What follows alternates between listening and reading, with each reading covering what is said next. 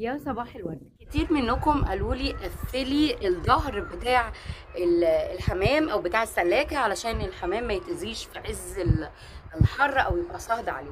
طيب، انا اللي عايزه اقوله لكم، كل وضعيه بلكونه بتختلف من بلكونه للتانيه. يعني ايه؟ يعني انا مثلا الاتجاه ده شرق، يعني الشمس اول الصبح على 7:30 كده 8 تلاقي الشمس دخلت.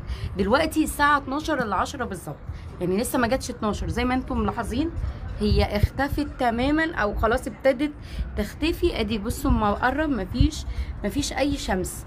طب انا سايباها عشان الجو حر تدي تهوية يعني بره وجوه، لكن ان شاء الله في الشتاء لازم اقفل الظهر بتاعها، يا اما هحطه في ظهر الحيطة علشان ما يبقاش فيه تيار هوا يتعب لي الحمام. انا اللي خلى الحمام يخف عندي شوية اللي هو وجود الشمس. يعني الشمس ده تخيلوا عامل مهم الفترة الصباحية. يعني عندك الشمس من 9 حد أقصى 11 12، ده كويس جدا. بعد كده هي اللي بيبقى فيها خطورة وبتعمل إجهاد حراري للحمام.